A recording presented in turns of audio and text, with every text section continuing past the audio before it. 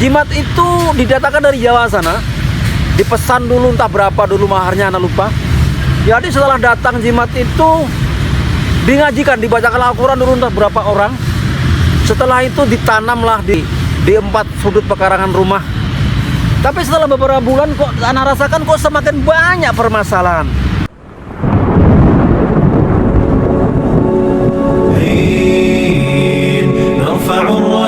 سوف يعلمون أن نحن المسلمون قادرون تشهد الأيام عنا والسنون فاسألوا الأكوان عنا من نكون تشهد الأيام عنا والسنون فاسألوا الأكوان عنا من نكون. Datanglah saudara-saudara dari Bengkulu. Anak itu diberi oleh-oleh namanya apa ya, memori yang judulnya Sang Pendeta Benci Terhadap Umat Islam sebelum Sang Pendeta diberi hidayah oleh Allah Subhanahu wa Ta'ala. Akhirnya memori itu anak masukkan ke dalam HP, lalu anak dengarkan berulang-ulang ini. Loh, kok sama dengan ajaran yang anak sebelum hijrah ini? Jadi semuanya yang belum hijrah itu kayak sajen-sajen, selamat-selamatan, itu Hindu semua, saudara-saudara. Jadi Hindu itu, saudara-saudara. Memang anak tidak pernah berpikir bahwa semua yang anak amalkan dan semua yang anak beberkan dan semua yang anak tulis di atas, yang di luar Al-Quran dan yang di luar hadis Nabi kita Muhammad SAW yang sahih, semua yang anak beberkan itu bukan untuk menyenggol-nyenggol siapapun, saudara, dan bukan untuk menyalah-nyalahkan siapapun, dan bukan untuk menyalah-nyalahkan agama manapun, karena semua itu bukan ajaran Islam, saudara-saudara. Karena Allah Subhanahu wa Ta'ala pun selalu mengingatkan di surah Al-Fajr, katanya ayat 23, kata Allah Subhanahu wa Ta'ala, dan pada hari itu diperlihatkanlah neraka jahanam. Pada hari itu sadarlah manusia, tetapi tidak berguna lagi kesadaran itu.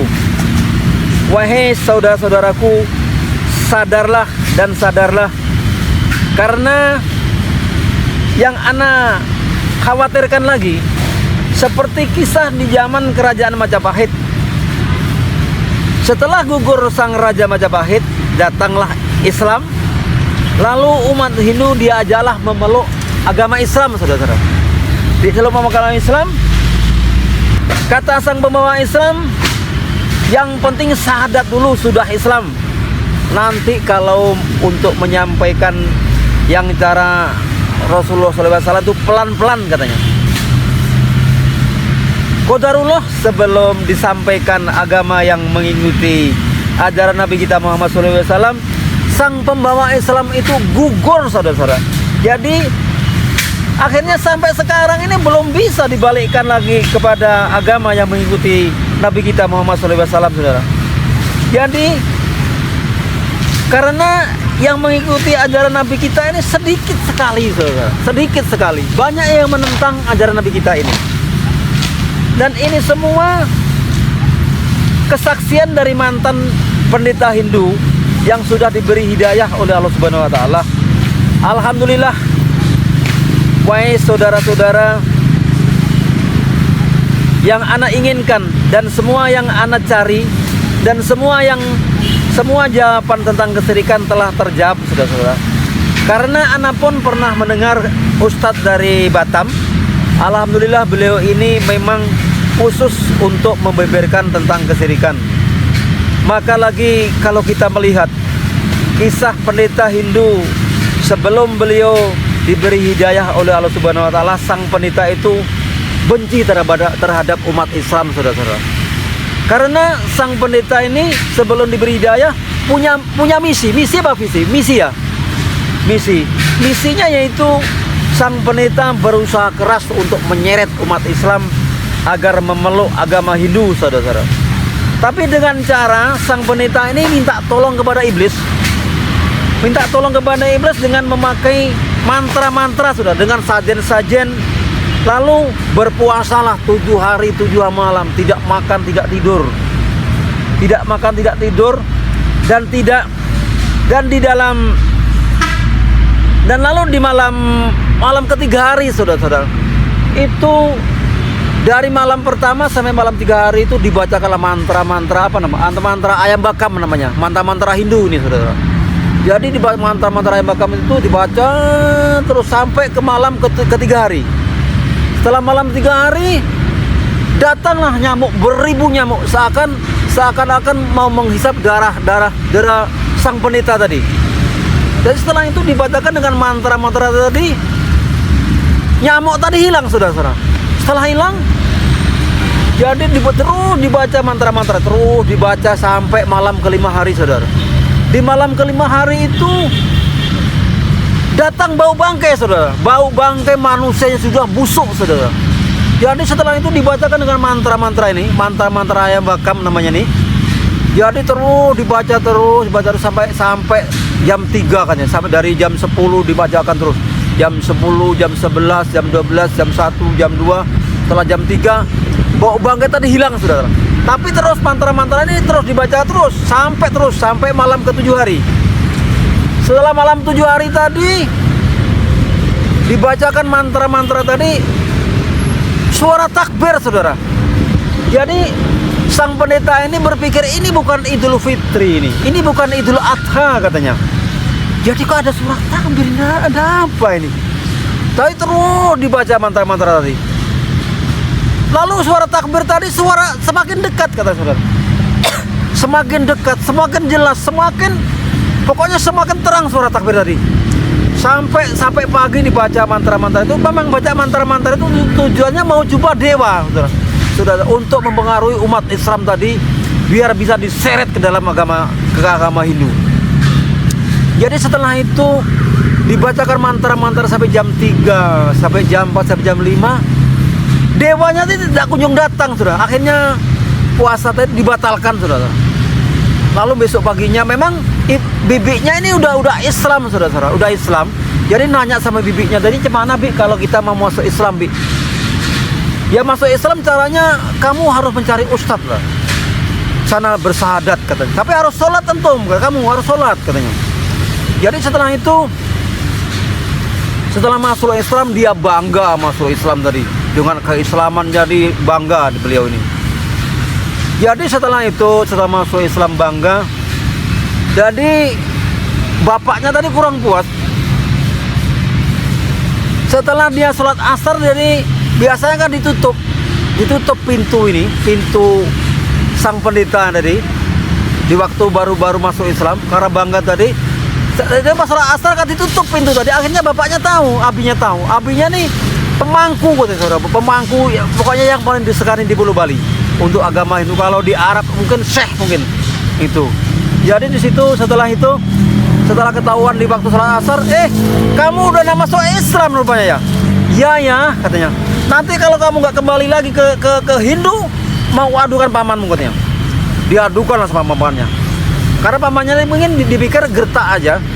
Jadi sampai mau disembelih sama pamannya. Kamu kalau nggak kembali lagi ke agama ini, sama sembelih kamu katanya. Jadi doa sang pendeta tadi, ya Allah, kalau agama Islam ini agama yang benar ya Allah, tolong kami ini diselamatkan ya Allah. Jadi tiba-tiba ayahnya datang katanya. Hei, jangan kamu bunuh itu adekmu itu. Jangan dibunuh, jangan.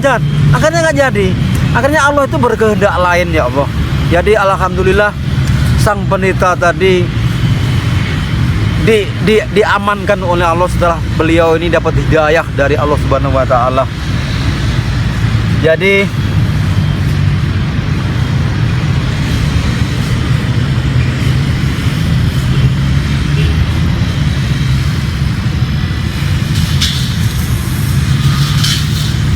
Jadi beliau ini setelah bangga tadi, beliau ini mondoklah sampai ke Timur Tengah, mondoknya katanya.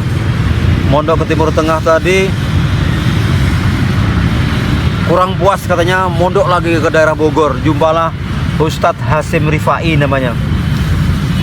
Ustadz Hasyim Rifai ini setelah dalam ilmu agamanya, setelah banyak hafalannya, banyak bisa menyampaikan Al-Quran dengan cara Rasulullah SAW, beliau ini bisa berdakwah, saudara-saudara. Dan di kampung Ana itu pernah ada pengajian itu ditanya tentang hari-hari ini, saudara.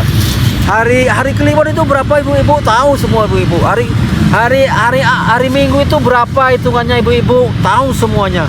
Jadi ibu-ibu ditanya, kalau surat Al-Lail itu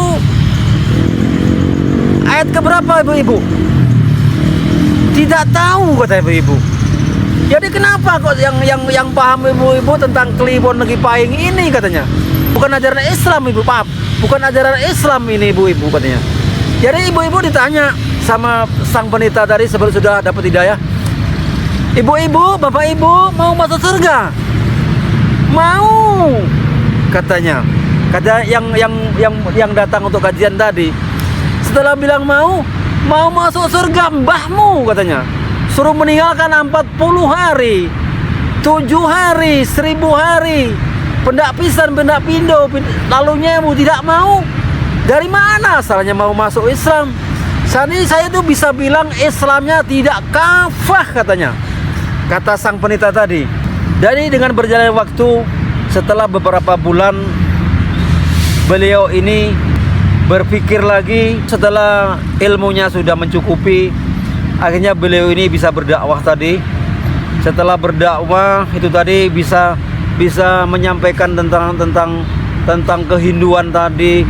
Jadi sang penita ini bisa hafal 250 dalil Hindu. Jadi semuanya yang dilakukan itu pakai dalil semua. Yang pakai sajen-sajen, yang pakai selamat-selamatan 7 hari, itu semua pakai dalil. Jadi alhamdulillah setelah sang penita ini diberi hidayah oleh Allah Subhanahu wa taala, di Denpasar, Bali itu banyak sekali umat Hindu itu memeluk agama Islam, saudara. Dan lagi di kampung Ana, tepatnya di bawah lereng Gunung Semeru, Jawa Timur, setelah sang penita Hindu ini diberi hidayah oleh Allah Subhanahu wa taala, jadi umat Hindu tadi berbondong-bondong memeluk agama Islam, saudara-saudara. Memeluk agama Islam. Dan lagi di daerah-daerah lain banyak sekali umat Hindu yang sudah diislamkan oleh mantan penita Hindu yang namanya Abdul Aziz Mu'alaf, saudara-saudara. Ini di YouTube, ada di YouTube. Wahai saudara-saudaraku yang baru hijrah, Masya Allah, dengan perjuangan beliau ini agar supaya bisa memeluk agama Islam, saudara-saudara, itu bertaruh nyawa, saudara, sampai mau dibunuh lagi sama pamannya itu. Jadi wahai saudara-saudaraku yang baru hijrah, janganlah bosan-bosan. Ini pesan ana, kalau punya masalah apapun, jangan sekali-sekali ngadunya sama manusia. Jadi kejadiannya kayak ana terseret kepada kubangan-kubangan dosa atau syirik. Jadi cukup kepada Allah Subhanahu wa taala saja kita memohon pertolongan apapun permasalahannya. Wahai saudara-saudaraku yang baru hijrah, Allah Subhanahu wa taala selalu mengingatkan kepada kita semua di surah An-Nahl ayat 104.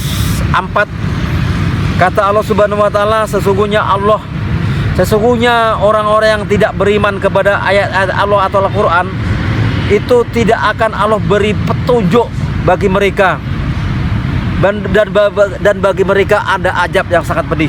Cukup sekian. Semoga seluruh saudara-saudariku yang baru hijrah dan para pendengar dimudahkan urusannya, dan semoga apabila mendengar peringatannya bisa bergegas untuk mengamalkannya, dan apabila mendengar larangan-larangannya bisa bergegas untuk meninggalkannya.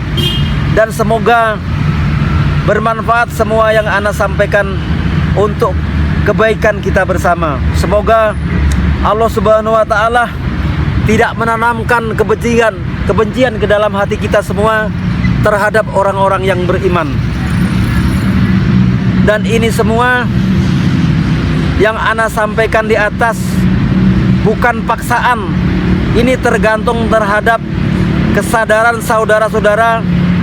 Karena ana bisanya cuman mengingatkan. Yang bisa mengubah pikiran kalian sendiri. Dan Allah pun sudah menetapkan di surah Ar-Ra'd,